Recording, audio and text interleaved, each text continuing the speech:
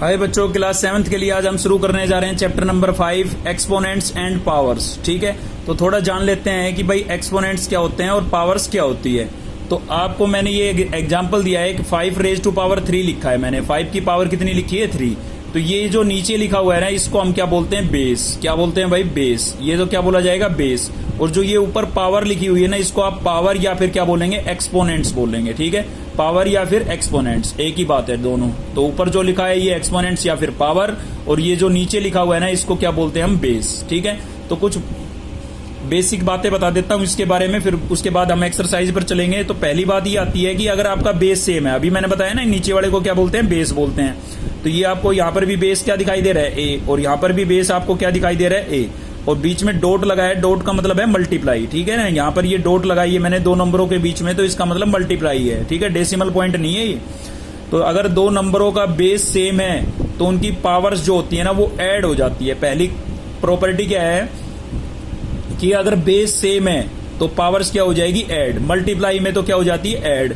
और डिवाइड हो रही है, यहाँ पर देखिए बेस यहाँ पर भी सेम है, लेकिन टर्म्स क्या हो रही है? डिवाइड हो रही है। तो डिवाइड हो रही है तो पावर्स क्या हो जाती है? सब्ट्रैक्ट हो जाती है। ठीक है, बेस सेम हो, मल्टीप्लाई हो रही है तो पावर ऐड हो जाएगी, और डिवाइड हो रही है तो पावर क्या हो जाएगी? सब्ट्रैक्ट। नीचे वाली पावर ऊपर जाकर के सब्ट्रैक्ट होगी, ध्यान रखना। ठीक है, ऐसे ही आपकी अगर पावर सेम है, अगर आपकी पावर इक्वल है और बेस डिफरेंट है, बेस अलग अलग दिखाई दे रहे हैं आपको, ए है, इसका क्या है? बेस बी है, तो उस केस में क्या होगा? आपको पावर अलग अलग लिखने की आवश्यकता नहीं है, आप कॉमन पावर लिख सकते हैं और दोनों के बेस को आप क्या कर देंगे? मल्टीप्लाई कर देंगे। ठीक है, तो मैंने आपको ये अच्छे से समझाने की कोशिश की। अब भी दिक्कत है तो वीडियो को शुरू से एक बार फिर देखें आप। ठीक है, अच्छी बातें हैं, बेसिक बातें हैं, काम आने वाली है एक्सरसाइज के अंदर।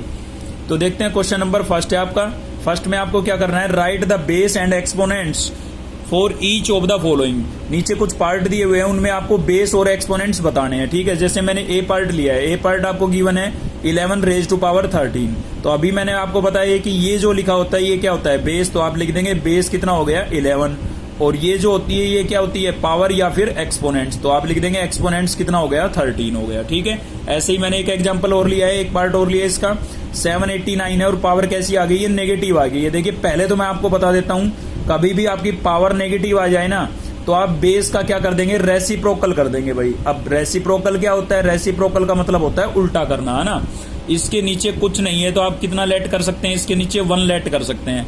अब इसका मैं रेसिप्रोकल करूंगा, उल्टा करूंगा, तो 1/789 नहीं हो जाएगा।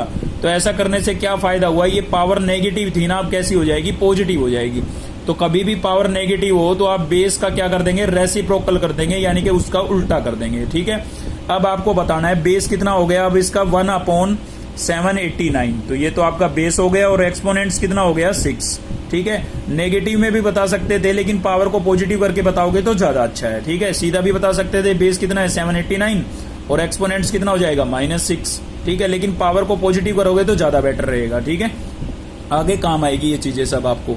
तो देखते हैं क्वेश्चन नंबर सेकंड में क्या करना है? Right the following in exponential form. Exponential form का मतलब ये है कि पावर की फॉर्म में लिखना है। जैसे ये लिखा हुआ था ना, पावर की फॉर्म में, सेम ऐसे लिखना है। तो चलिए देखते हैं। ए आपको गिवन है x x x multiply y y y और मल्टीप्लाई z z। ठीक है, तो आप ये देखेंगे, केवल आपको ये देखना है कि x कितने टाइम्स आया भाई? 1 2 3 टाइम्स आया ना, तो x की पावर कितनी लिख देंगे? 3। ठीक है, मल्टीप्लाई y कितनी टाइम्स आ रहा है? 1 2 3, तो y की पावर भी कितनी लिख देंगे? 3।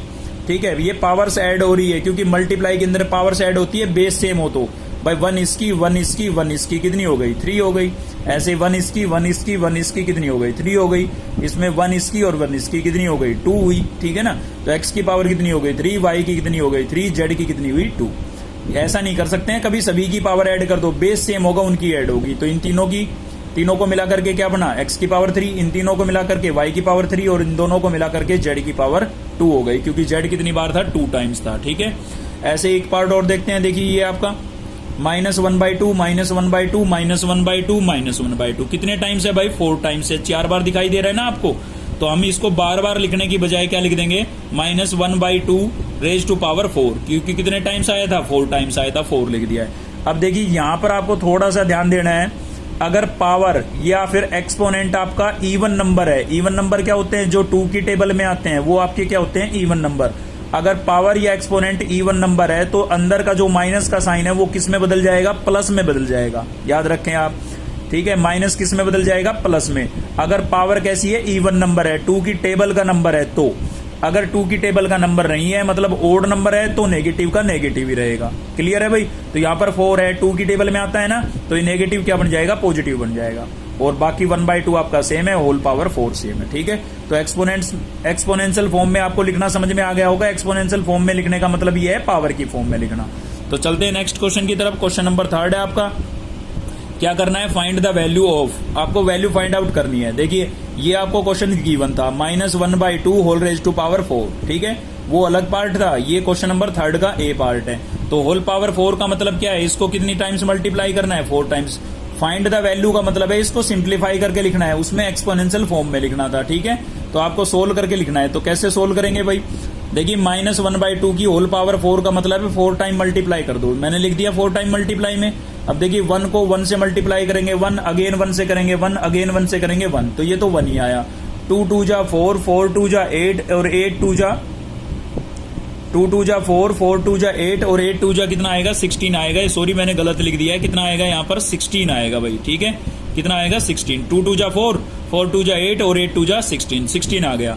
अब देखिए माइनस कितनी बार आ रहा है, 1 2 3 4 टाइम्स आ रहा है ना। और 4 कैसा नंबर है, इवन नंबर है, तो ये कैसा आएगा, पॉजिटिव आएगा। ठीक है, तो वैसे यहां से भी देख सकते थे आप, 4 पावर आ रही है तो कैसा नंबर है, इवन नंबर है, तो इसका जो आंसर आएगा ना वो कैसा आएगा, पॉजिटिव आएगा।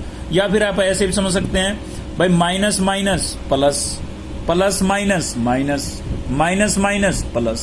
ठीक है, ऐसे भी तो थोड़ा कंफ्यूजन रहेगा आपको इसमें। तो सीधा ये याद रखें, अगर पावर इवन है तो प्लस में आंसर आएगा और पावर ओड है तो माइनस में। ठीक है, चलिए आगे चलते हैं नेक्स्ट क्वेश्चन पर।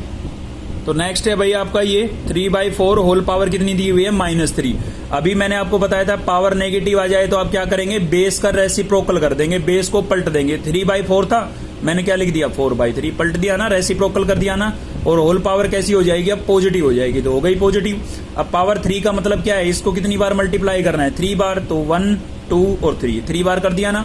अब न्यूमिनेटर से मल्टीप्लाई होगा और डेनोमिनेटर से।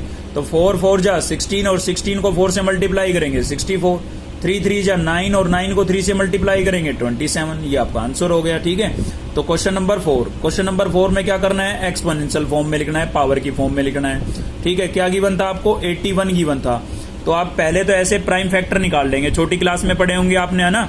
81 को कितने से डिवाइड करेंगे हम, 2 से तो जाएगा नहीं, ये 3 से जाएगा पूरा। तो 3 से डिवाइड करेंगे, कितना आएगा 27। 27 को फिर 3 से करेंगे, कितने पर जाएगा, 9 पर। तो 9 को फिर 3 से करेंगे, कितने पर आएगा, 9 पर। तो आपने देखा कितने 3 आ गए, 1 2 3 4 आ गए हैं। तो 1 2 3 4 लिख दिया। अब कितने 3 थे, 4 थे, तो हमने क्या लिख दिया, 3/4। मतलब जितनी बार आ रहा है उतनी पावर लिख दें आप, बार बार लिखने की बजाय क्या लिख दें, पावर। तो 1 2 3 4 बार आया था तो 3 की पावर 4। ठीक है, आगे आते हैं। देखिए 343 है, आप ऐसे ही 343 के क्या निकाल लेंगे, प्राइम फैक्टर कितने से जाएगा, 7 से। तो 49 पर गया, फिर 7 से जाएगा, कितने पर जाएगा, 7 पर। तो हमने 343 को क्या लिख दिया, 7 7 7। अब देखिए 1 तो चाहे कितने टाइम से भी लिख ले, कोई फर्क नहीं पड़ता। तो 7 7 7 को हम क्या लिख सकते हैं, 7 की पावर 3। अब 1 की पावर तो हम कितनी भी लिख सकते हैं, कोई फर्क नहीं पड़ता है, क्योंकि 1 को कितने टाइम से भी मल्टीप्लाई कर लो, रिजल्ट क्या आएगा, 1 आएगा। 1 को आप 100 टाइम्स मल्टीप्लाई करेंगे तो भी 1 आएगा। ठीक है ना, 100 टाइम्स का मतलब है 1 को 100 बार मल्टीप्लाई करना, 1 × 1 × 1 × 1, समझे, तो 1 ही आता है, कोई फर्क नहीं पड़ता है। अब देखिए 7 की पावर 3 है, तो हम इसको पूरे की होल पावर क्या लिख देंगे, 3। और 3 कैसा नंबर है, ओड नंबर है, इसलिए मैंने कैसा साइन लगाया, माइनस का साइन लगाया। अगर ये इवन नंबर होता तो मैं यहाँ पर प्लस का साइन लगाता। क्लियर है, चलिए नेक्स्ट क्वेश्चन की तरफ चलते हैं। नेक्स्ट है आपका क्वेश्चन नंबर 5। और 5 में आपको क्या दिया हुआ है, अभी मैंने जो बताया वही बात आ गई। देखो 5th का ए है, ए में -1 की पावर कितनी दे रखी है, 111 दे रखी है। अब आप 111 टाइम्स इसको मल्टीप्लाई करेंगे तो बहुत टाइम खराब हो जाएगा आपका। अभी मैंने आपको बताया कि 1 को कितनी बार भी मल्टीप्लाई कर लें, रिजल्ट क्या आएगा, 1 ही आएगा। तो मैंने 1 ही लिखा। अब माइनस का क्यों लिखा, क्योंकि ये नंबर जो है ये आपका ओड नंबर है। कैसा नंबर है, ओड नंबर। कैसे पता लगा भाई, 2 की टेबल तो इतने तक पढ़ नहीं पाएंगे हम, तो आप ऐसा कर ले, 111 को 2 से डिवाइड करके देख ले। अगर कंप्लीट डिवाइड हुआ मतलब रिमाइंडर 0 बचा तो इवन नंबर, और रिमाइंडर 0 नहीं बचा तो ओड नंबर। तो ये आपका ओड नंबर है, ये कंप्लीट डिवाइड नहीं होगा 2 से। ठीक है, तो ओड नंबर है तो कैसा साइन आएगा, माइनस का साइन आएगा। सेम यहाँ पर 1 को कितने टाइम्स मल्टीप्लाई करेंगे, 65 टाइम्स। तो 1 को कितनी भी टाइम कर लीजिए आप, 1 ही आएगा। लेकिन साइन किसका आएगा, माइनस का, क्योंकि ये भी क्या है, ओड नंबर है, ये 2 की टेबल में नहीं आता है, 2 से ये कंप्लीट डिवाइड नहीं होगा, कंप्लीट डिवाइड नहीं होगा। देखिए मैं करके दिखाता हूं आपको।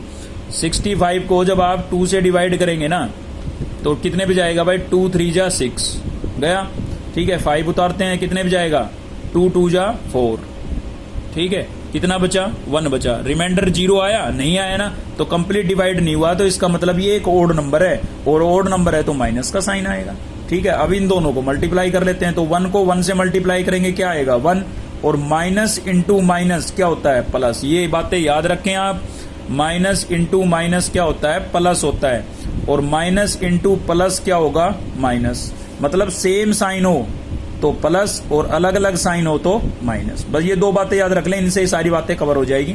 सेम हो तो प्लस और अपोजिट हो तो माइनस। ऐसे ही आपका जो प्लस प्लस होगा, प्लस इंटू प्लस, अब सेम है तो क्या आएगा, प्लस आएगा, ठीक है। तो ये बातें याद रखिए। प्लस का 1 आ गया इसका आंसर। नेक्स्ट क्वेश्चन होगा आपका -1 रेज टू पावर कितना लिखा हुआ है भाई, 3। तो इसका मतलब कितनी बार मल्टीप्लाई करना है, 3 बार, तो 1/2 1/2 1/2, 3 बार लिख दिया। और 3 कैसा नंबर है, ओड नंबर है, इसलिए माइनस का साइन लगा दिया। ऐसे ही इसकी भी पावर कितनी थी, 3, तो इसको 3 बार मल्टीप्लाई करना था, 3 बार किया। और ये 3 आपका कैसा नंबर है, ओड नंबर है, तो माइनस का साइन लगा दिया, ठीक है। अभी इनको मल्टीप्लाई कर लेंगे हम, 1 को 3 टाइम्स करेंगे, क्या आएगा, 1 ही आएगा। लेकिन 2 2 जा 4 4 2 जा 8 हो गया, 3 3 जा 9 9 3 जा 27 हो गया, और माइनस यहाँ पर था। अभी देखिए मैंने आपको बताया भाई, माइनस मल्टीप्लाई माइनस, तो ये तो क्या हो जाएगा, प्लस।